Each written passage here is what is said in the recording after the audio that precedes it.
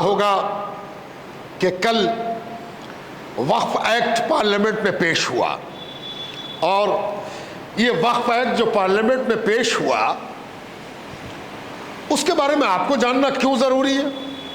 یوں تو پارلیمنٹ میں پیش ہونے والی ہر چیز کو جاننا ضروری ہے آپ کے لیے، اس لیے کہ آپ ہندوستان کے شہری ہیں، آپ بھارت کے نواسی ہیں، آپ بھارتیہ ہیں۔ تو بھارت کی سنسد میں، بھارت کے پارلیمنٹ میں اگر کوئی قانون بن رہا ہے تو اس سے آپ کا ہمارا سیدھا رشتہ ہے۔ ہر بھارت واسی کو یہ لازم، ضروری اور آوشک ہے کہ وہ یہ جانے کہ بھائی کون سا قانون بن رہا ہے اور ہم پر اس کا اثر کیا ہوگا، ہم اس کے کیسے بھگت بھوگی بنیں گے، ہمارے بارے میں سرکار کیا سوچ رہی ہے، یہ جاننا ہر بھارتیہ کا ادھیکار ہے۔ تو یہ وقف قانون، اس کا آپ سے تو سیدھا رشتہ ہے۔ کیوں؟ اس لیے کہ ہر مسجد وقف قانون کے تحت آتی ہے، ہر مسجد وقف قانون کے تحت آتی ہے۔ تو مسجد میں ہم نماز پڑھتے ہیں 5 وقت کی، جمعہ، عیدین، نفل، سنت، واجب، ساتھ ساتھ یہ مسجد ہماری آئیڈینٹی ہے، ہماری پہچان ہے۔ مسجد کے بغیر ہماری سوسائٹی کا کوئی وجود نہیں ہے۔ مکان بنانے والا اگر تھوڑا سا بھی ایمان کی رمق رکھتا ہوگا تو وہ اس بات کا خیال رکھے کہ مسجد ہے، بھائی ہے تو کہاں پر ہے۔ حضور پاک علیہ السلام ایک صحابی کی درخواست پر ان کے مکان میں تشریف لے گئے۔ اس صحابی نے عرض کیا تھا کہ یا رسول اللہ، میرے ماں باپ آپ پر فدا، میں میری روح آپ پر فدا، میں نے نیا مکان بنایا ہے چھوٹا سا، چاہتے ہیں کہ آپ قدم رکھ دیتے تو میرے مکان کی قسمت جاگ جاتی۔ حضور نے کہا چلو، وہ لے گیا حضور کو اپنے مکان میں۔ حضور اندر داخل ہوئے، ایک نظر ڈالی مکان پر، پوچھا یہ کھڑکی کیوں بنائی، یہ روشن دان کیوں بنایا، یہ وینٹیلیشن کیوں بنایا؟ اس نے عرض کیا یا رسول اللہ، دھوپ اور ہوا کے لیے، روشنی اور ہوا کے لیے۔ حضور نے ارشاد فرمایا کاش کہ تم نے یہ جواب دیا ہوتا کہ اذان کی آواز صاف آئے، اس لیے کھڑکی بنایا ہے تاکہ ہم اذان کی آواز سے غافل نہ رہیں، تو کیا روشنی اور ہوا رک جاتی؟ اذان کی آواز آتی، صدقے میں روشنی اور ہوا آتی۔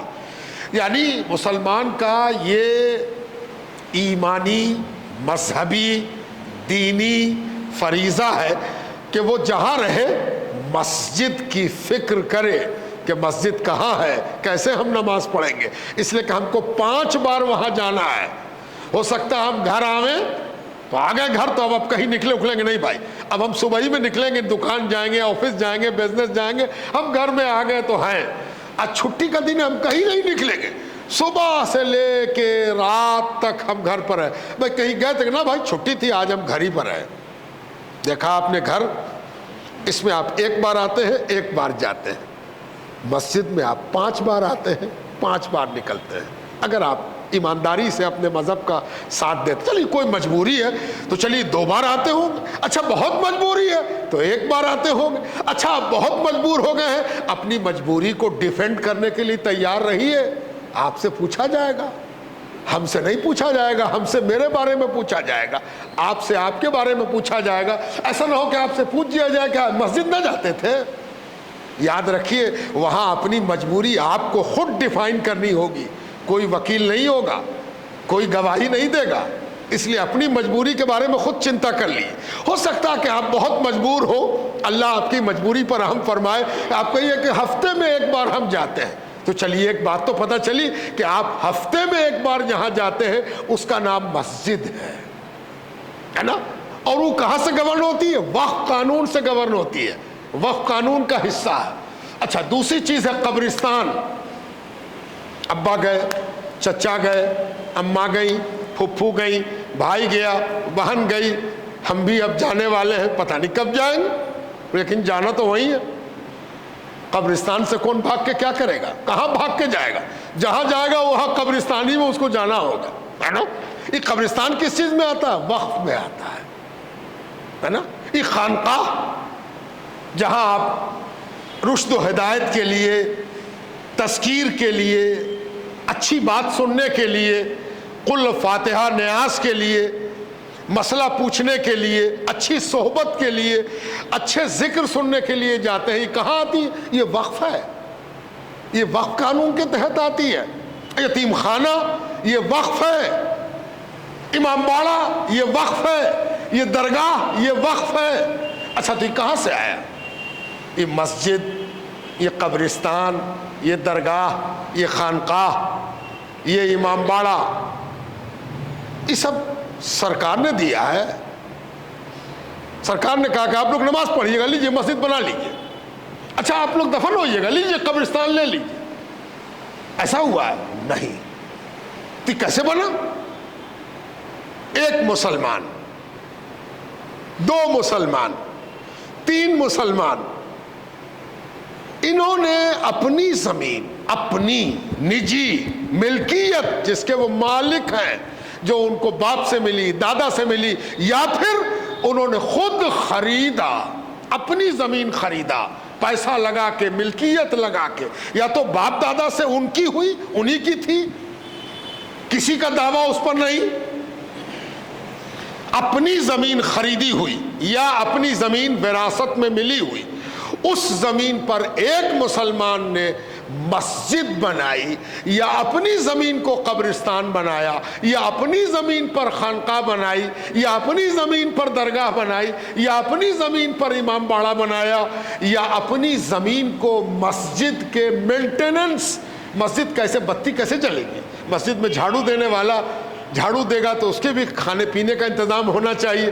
مسجد میں نماز پڑھائیں گے، مسجد میں مؤذن ہوگا، اذان دے گا، مسجد میں تراویح ہوگی، مسجد کی صفائی ستھرائی روغن، تو اس کے لیے کیا کرنا چاہیے؟ اچھا 2 کٹھا زمین وقف کر دیا، 2 کٹھا زمین بھی ہم مسجد میں دیا، 10 کٹھا زمین بھی ہم نے دیا. بھائی مسجد مدرسہ بھی چلے گا، 1 بیگھا زمین ہم نے دیا کہ یہ زمین مسجد کی ہوگی اور اس سے مسجد کی ضرورت پوری کی جائے گی، مسجد کی آوشکتائیں پوری کی جائیں گی. کس نے دیا؟ کارپوریشن نے نہیں، اسمبلی نے نہیں، ایم ایل اے نے نہیں، ایم پی نے نہیں، منسٹر نے نہیں، پرائم منسٹر نے نہیں، پارلیمنٹ نے نہیں، سنسد نے نہیں، ایک مسلمان نے خود دیا.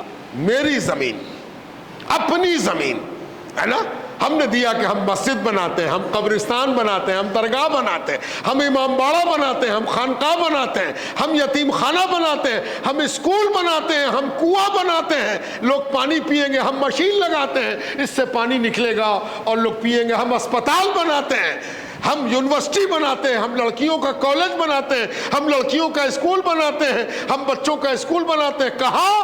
اپنی زمین پر. اور کیا کرتے ہیں ہم؟ جب کسی زمین پر مسجد بناتے ہیں تو ہم لکھ دیتے ہیں کہ یہ زمین اب تک میری تھی، اب ہم نے مسجد بنا دیا ہے، اس کو اللہ کے لیے دے دیا، اللہ کے لیے دے دیا، للہ تعالی، اللہ تعالیٰ کے لیے دیا. میرا دعویٰ اس پر ختم ہو گیا، اب اللہ رب العزت کے لیے ہم نے دے دیا. اب میرا بیٹا کل کے دن یہ نہیں کہہ سکتا کہ ابا کی زمین ہے یہ، تم جانتے نہیں ہو کہ میرے ابا کی ہے، اور تم کو معلوم نہیں میرے ابا نے اس کو خریدا تھا. جی معلوم ہے ہم کو آپ کے ابا کی ہے، آپ کے ابا نے اس کو خریدا تھا، لیکن آپ کو ایک بات معلوم نہیں ہے کہ آپ کے ابا نے اس کو اللہ کے لیے دے دیا تھا. تو اس سے کیا ہوا؟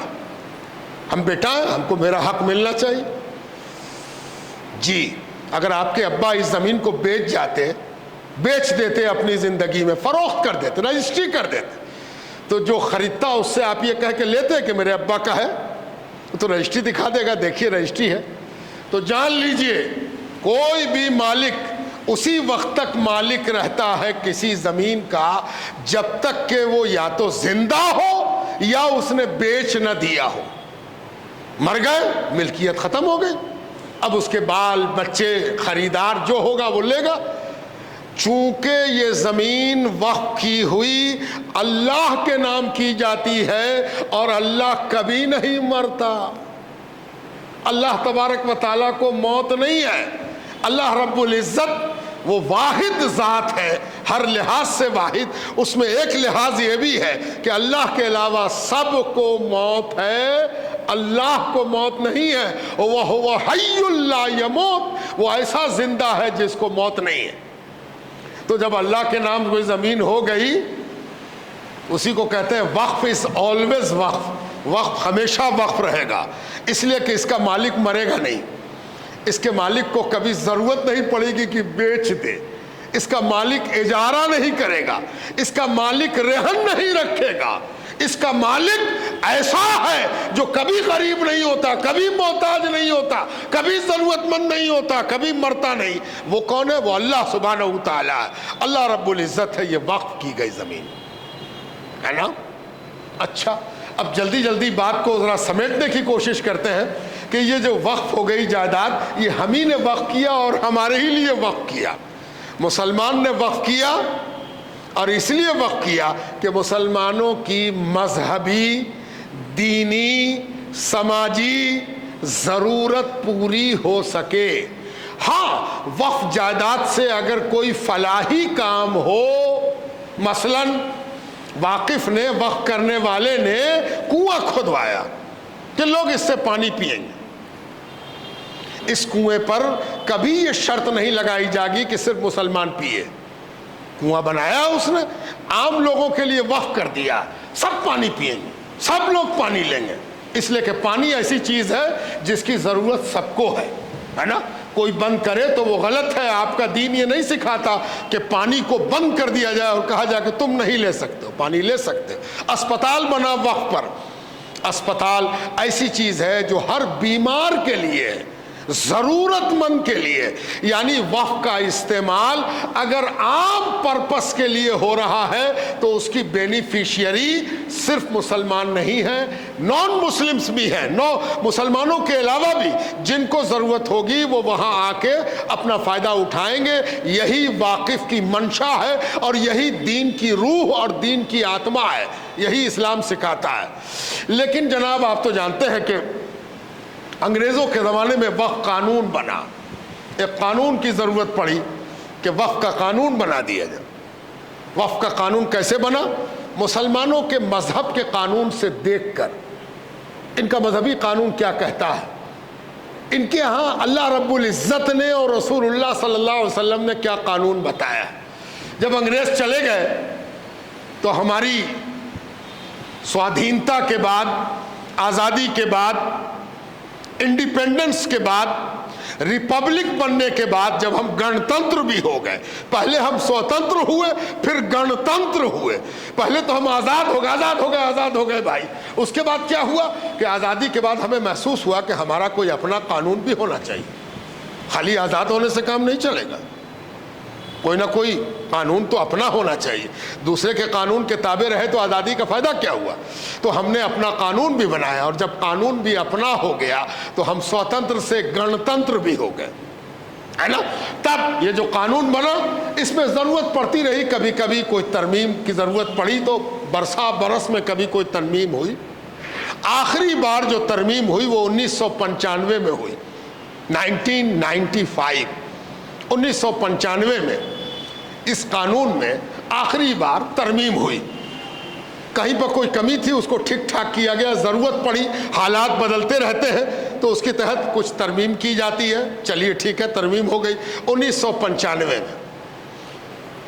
کل ہنگامہ مچا کہ پارلیمنٹ میں وقف ایکٹ رکھا جا رہا ہے، پاس ہوگا وقف ایکٹ، وقف کا قانون۔ بھائی کیسا قانون ہوگا کہ 1995 میں جو قانون تھا، وقف ایکٹ 1995، اس میں بھارت سرکار چاہتی ہے کہ کچھ سدھار کرے، کچھ جوڑے، کچھ ہٹائے، کچھ مٹائے، جس کو ہم کہتے ہیں انگریزی میں امینڈمنٹ، کچھ گھٹا بڑھا کرنا چاہتی۔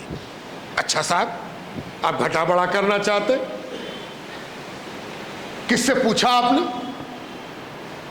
کس سے بات کیا؟ کسی سے مشورہ لیا؟ کسی کو دکھایا کیا کاٹیے گا، کیا مٹائیے گا، کیا جوڑیے گا، کیا گھٹائیے گا، ہے نا۔ قاعدہ یہ ہے کہ اگر آپ کو ہم کپڑا پہنانا چاہیں تو ہم مان لیجئے کہ یہ تو نہ پوچھیں گے کہ ٹیری کوٹ پہنیے گا کہ کاٹن پہنیے گا، لیکن ہم اس کا خیال تو رکھیں گے کہ تو زندگی بھر کرتا پہنتے تھے، ان کو ہم ہاف شرٹ کیسے پہنائیں، اس کا خیال ہم رکھیں گے کہ کرتا پہنتے ہیں، ان کو بغیر آستین کا شرٹ اگر ہم سلوا دیں تو کیسا لگے گا، یہ تو بڑا خراب لگے گا. کیوں نہیں ہم پوچھ لیں کہ کرتا پہنیے گا کالر والا کہ بغیر کالر کا, ہے نا, لمبائی کتنی رکھی جائے, یہ اگر آپ سے نہ پوچھا جائے اور کرتا پہننے والے کو ہاف شرٹ پہنایا جائے اور امید کی جائے کہ یہ پہنتے ہی سیلوٹ کرے گا اور کہے گا واہ واہ واہ واہ کیا کپڑا پہنایا آپ, ہے نا, ہم تو کرتا پہن کے بیکورڈ تھے, آپ نے ہاف شرٹ پہنا کے ہم کو فارورڈ کر دیا, کیا بات ہے, کتنی بہترین بات ہے, واہ واہ واہ, ہے نا.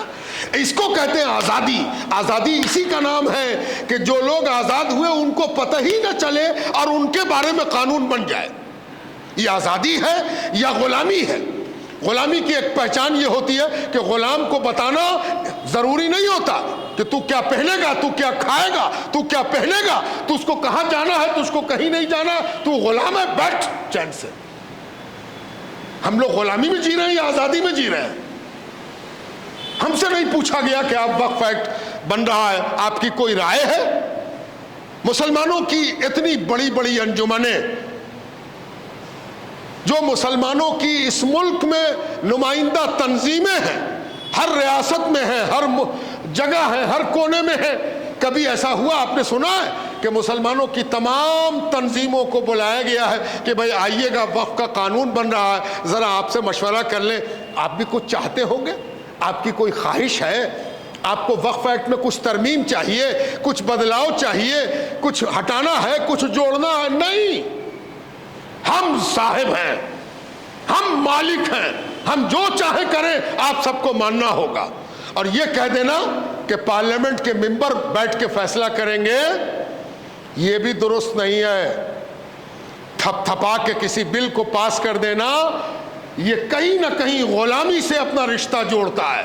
آزادی اس کا نام ہے کہ ہر آزاد آدمی کے نمائندے سے اور ہر آزاد آدمی کی رائے جانی جائے کہ آپ کیا کرنا چاہتے ہیں. کیوں نہیں بتایا آپ نے کہ آپ وقف قانون کو کیا بدلنا چاہتے ہیں, کیا جوڑنا چاہتے ہیں, کیا گھٹانا چاہتے ہیں؟ آپ نے کیوں نہیں اخبار میں چھاپ دیا؟ آپ کی تصویر والی ایڈورٹیزمنٹ, وگیاپن اخبار میں چھپتا ہے, اربوں روپیہ بھارت سرکار کا اخبار کے وگیاپن میں چھپتا ہے جس میں یہ لکھا ہوتا اتنے لوگوں کو گیس دیا گیا, اتنے کو چولہا دیا گیا, اتنے کو مکان دیا گیا, اتنا آدمی امیر ہو گیا, اتنا آدمی آرام سے ہے, اتنا آدمی چین سے ہے. میری بے چینی کا چھپوا دیتے کہ دیکھیے ہم یہ قانون بنا رہے ہیں, آپ لوگوں کو کچھ کہنا ہو تو بولیے. نہیں, یہ آزادی کے نام پر غلامی ہے. چپ چاپ بیٹھے رہیے, جو ہم فیصلہ کر دیں سو مانے جائیے. ایسا نہیں چلے گا, ایسا نہیں ہو سکتا. پبلک کو آپ مذاق نہیں بنا سکتے, آپ جنتا کے ساتھ کھلواڑ نہیں کر سکتے, آپ جنتا کے بھاگیہ کے مالک نہیں ہیں. اگر آپ کو یہ احساس ہو گیا ہے کہ ہم قسمت کے مالک ہیں تو آپ سے بڑا بے وقوف کوئی دوسرا نہیں. آپ کو احساس ہو جائے گا کہ آپ نے اپنی زندگی کا کتنا بڑا قصور کیا ہے اور اپنی سیاسی زندگی کے پیر پر کتنی بڑی کلہاڑی ماری ہے. آپ کو بتانا چاہیے تھا کہ ہم کیا کرنا چاہتے ہیں, اس پر ری ایکشن لینا چاہیے, اس پر آپ کو بدلا سمجھنا چاہیے کہ پبلک کیا کہہ رہی ہے, پبلک کیا کہنا چاہتی ہے. یہ نہیں کیا آپ نے. آپ کے کام کرنے کا اسٹائل یہی ہے. آپ بہت بڑے شبھ چنتک ہیں, آپ سرپرائز دیتے ہیں, آپ سرپرائز دینے والے کنگ شپ ہیں. آپ ایک ایسے تانا شاہ ہیں کہ آپ کو اس بات کی کوئی پرواہ نہیں کہ کوئی کیا کرے گا. تو اس دیش کے سمویدھان نے تانا شاہ پیدا کرنے کی نہیں ٹھانی ہے. اس دیش کا سمویدھان سب سے زیادہ جواب دہ بناتا ہے سرکار کو. سرکار جنتا کے پرتی جواب دہ ہے. ایک ایک بات کا جواب اس کو دینا ہے کہ تم نے یہ کام کیوں کیا, کس منشا کے تحت کیا, اور اس کام کی غلطی کو تم مانو. یہ ہے جنتا. یہ جنتا چونکہ سوئی رہتی ہے, اس لیے جنتا کے جذبات کا احساس ان لوگوں کو نہیں ہوتا جن کو جنتا بیٹھاتی ہے اور جنتا اتارتی ہے. یہ بیٹھنے والے بھول جاتے ہیں کہ ہم اتارنا بھی جانتے ہیں. جو بیٹھانا جانتا ہے وہ اتارنا بھی جانتا ہے. وقف قانون لے آئے, اچھا صاحب, وقف قانون جب لے آئے تو وقف قانون ہے کیا, اس پر جب ایک نظر ڈالی گئی, پبلک میں سرکاری سروت سے نہیں آیا وہ کاغذ, وہ کہیں سے لوپ ہول سے آ گیا, ہے نا. جیسے ایک آدمی چلا جا رہا تھا, اس کو दरवाजे की दरार से रोशनी मालूम हुई कि भाई दरवाजे के अंदर कुछ हो रहा है क्या। रोशनी ज़रा तेज थी तो उसने रुक के देखा तो पता चला कि ओ अंदर में कुछ फैसला हो रहा है। ऐसे वक्फ एक्ट निकल के बाहर आया, और जब बाहर आया तो उसका हाल देखने के लायक था कि उसमें जानते हैं क्या क्या था। मैं 2-3 मोटी मोटी बातें आपको बता देता हूँ। पहली बात आपको जानना चाहिए कि जाहिर है कि जब वक्फ का कानून बना तो उसकी बुनियाद पूरे तौर पर कुरान, हदीस, सुन्नत, मुसलमानों के तरीक़ेकार, मुसलमानों के रिवाज, कस्टम पर मुनहसर है। वो आपके कानून की चीज़ है।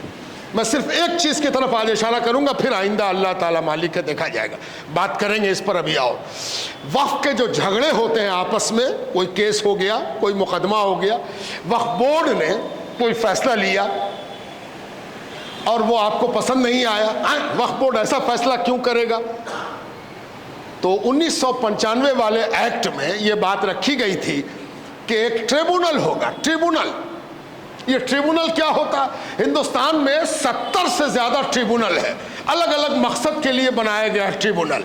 ट्रिब्यूनल क्या होता है कि आदमी कोई केस करता है, सिविल कोर्ट में, अदालत में जाके केस करता है, तो वहाँ केस की भरमार होती है।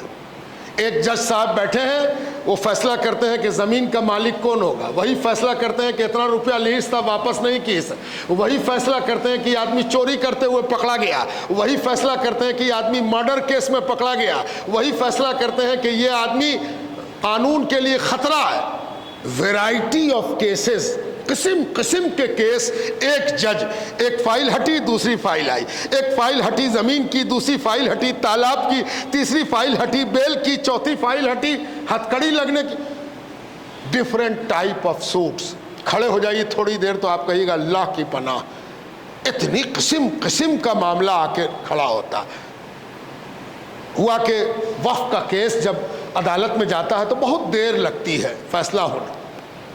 भारत सरकार ने फैसला किया कि हम एक अलग से ट्रिब्यूनल बना देते हैं। ट्रिब्यूनल किसको कहते हैं? मामूली भाषा में छोटी सी अदालत, जो इसलिए बनाई जाए जिसमें एक ही तरह का केस सुना जाए, एक ही चीज को सुनवाई के लिए, ताकि वो चीज जल्दी से फैसला हो सके।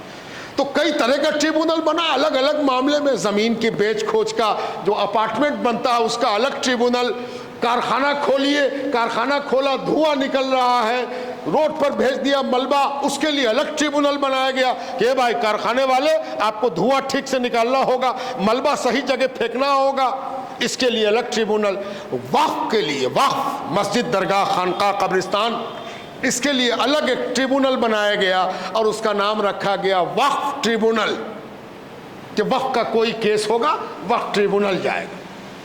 इस जो नया अमेंडमेंट आ रहा है, नया कानून बनाने की कोशिश है, इसमें जानते हैं क्या हुआ? सबसे जो बड़ी चीज़ नज़र आई एक नज़र में कि कम से कम 15 जगह पर उसमें लिखा गया है कि वक्फ का फैसला ट्रिब्यूनल से फाइनल नहीं होगा, ट्रिब्यूनल का फैसला फाइनल हतमी नहीं होगा।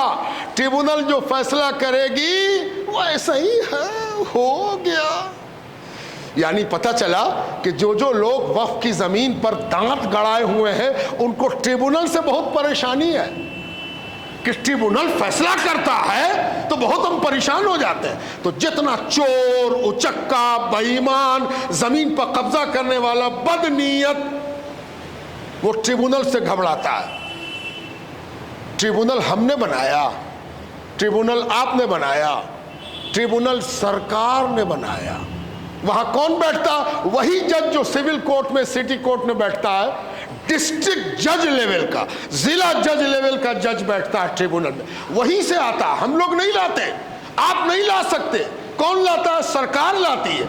उसी का जज बैठ के वक्फ के केस का फैसला करता है।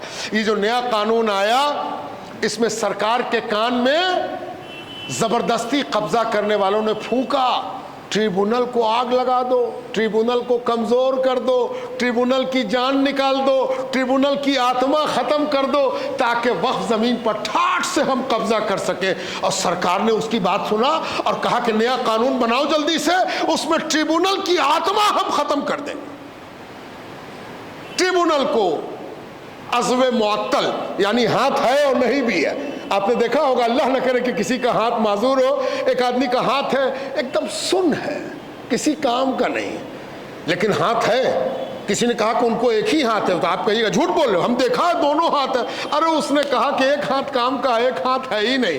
تو ہونا نہ ہونا دونوں برابر ہے.